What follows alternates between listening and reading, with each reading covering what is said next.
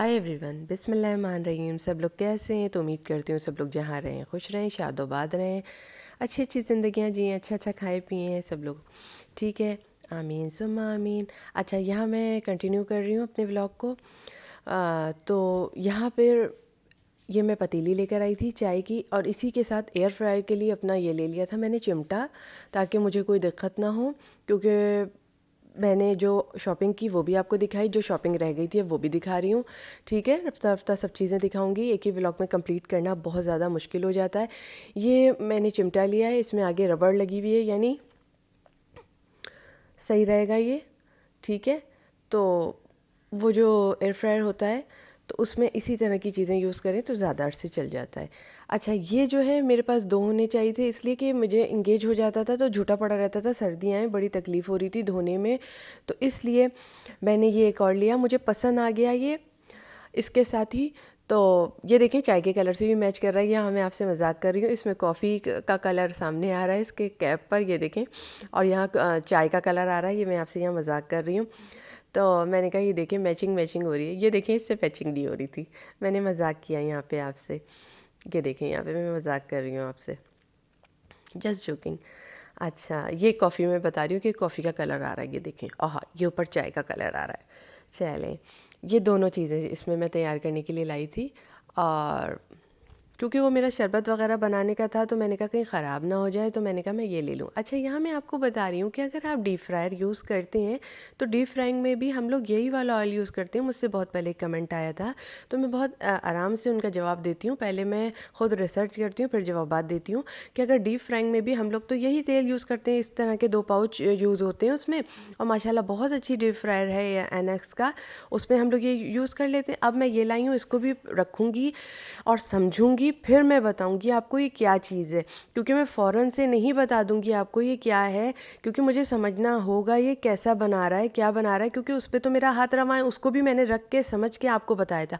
अब देखें, जैसे गैस नहीं आ रही है, ये मैंने 2-2 3-3 मिनट के बाद आके शामी कबाब देखा है। वहाँ एयर फ्रायर तो ऑन था मेरा, लेकिन ये मैं 3 मिनट बाद फिर दोबारा आई, फिर कोई है, देखिए कुछ भी नहीं आया, भुन ही नहीं रहा। शामी कबाब इसके अंदर जो हम वाटर ड्राई करते हैं, उसका पानी ड्राई करते हैं, तो कबाब सॉलिड फॉर्म में आते हैं जिससे। तो मेरे साथ तो बड़ा मसला हुआ है इसमें गैस का। जहाँ गैस आती है हम लोग थोड़ा बहुत यूज़ कर लेते हैं। ये मेरी छोटी सी कढ़ाई है, मैंने आपको जैसे तेल बताया, हम लोग इसी में फ्राइंग करते हैं, यही वाला तेल यूज़ करते हैं जी, इसी में फ्राइंग कर लेते हैं हम लोग, तो हमें तो बड़ा मज़ा आता है। तो ये अली ने अपने लिए फ़्रेंच फ्राइज़ बनाई थी शाम में, उनको दिल चाह रहा था। और खाने में जी हमारे पास ये था क्रीमी कैप्सिकम चिकन था, मैंने ये बनाया था, बहुत मज़े का होता है। इसकी भी रेसिपी आपसे बहुत जल्द शेयर करूँगी इंशाल्लाह ताला। और बहुत टेस्टी बनता है, माउथ वाटरिंग होता है। ये यहाँ पे तैयार है पूरा, बहुत धीमी धीमी आंच पे खाने पक रहे हैं जी। गैस ने बहुत तंग कर रखा है। सिलेंडर इसलिए नहीं लिया कि बहुत डर लगता है, वरना ज़रूर वही लेती मैं। अच्छा, इसकी रेसिपी आ जाएगी आप तक इंशाल्लाह ताला।